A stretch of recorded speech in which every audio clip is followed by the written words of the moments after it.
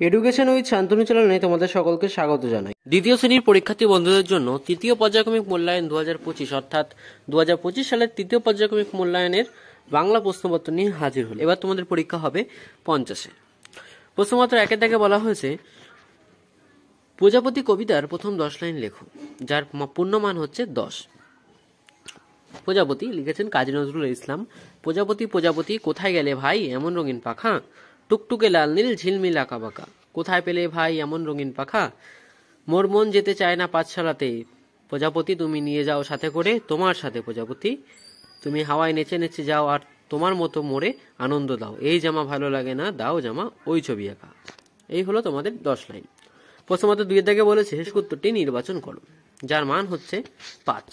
বিদ্যাসাগরের পিতা হলেন ঠাকুরদাস বন্দ্যোপাধ্যায়, সত্যজিৎ রায় না সুনির্মল বসু? উত্তর হবে ঠাকুরদাস বন্দ্যোপাধ্যায়। ক্ষয়ের দাগে প্রশ্নপত্রে বলা হয়েছে হাতির মা গল্পটি লিখেছেন লীলা মজুমদার, সুনির্মল বসু, বিভূতিভূষণ? উত্তর হবে লীলা মজুমদার। গ দাগে বলেছে প্রথম পুরস্কার নাট্যাংশটির লেখক স্বপ্ন বুড়ো, স্বপন বুড়ো না অখিল দাস? উত্তর হবে স্বপন বুড়ো। ছুটি কবিতাটির লেখক সবিনতা, রাহিম শাহ নাকি পূর্ণলতা? উত্তর হবে রাহিম শাহ। প্রশ্নপত্রের মধ্যে বলা হয়েছে রবি ঠাকুরকে তারা বাবা কত টাকা দিয়েছিলেন, 500 টাকা, 300 টাকা না 700 টাকা? উত্তর হবে 500 টাকা। ক স্তম্ভ এবং ক্ষয় স্তম্ভ মেলাও। 3 দাগের প্রশ্নপত্রে বলা হয়েছে ক স্তম্ভ ক্ষয় স্তম্ভ মেলাও, যার মান 8।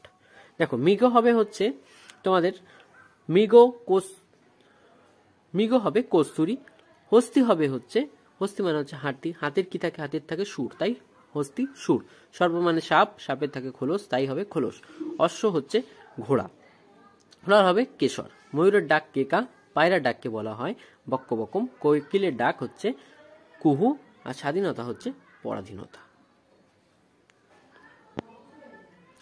প্রশ্নপত্র 4-এর দিকে বলা হয়েছে বাক্য রচনা করো, যার মান হচ্ছে 2।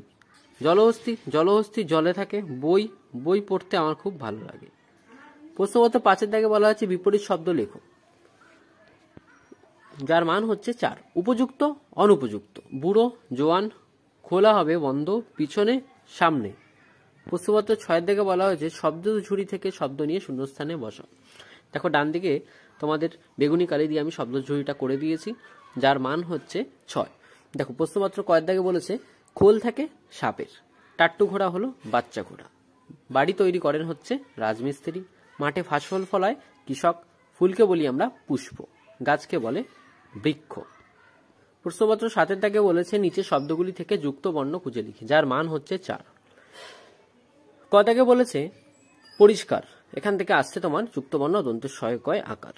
আন্দাজ, আন্দাজের থেকে আসছে দন্তের 9 দয় আকার। শক্তর থেকে আসছে কয়ত, আর ট্রেন থেকে আসছে টয়রফলা। এবার এক কথা উত্তর দাও, যার মান হচ্ছে 5। স্কুলে কিসের ক্লাস চলছিল? উত্তর হবে ভূগোলের।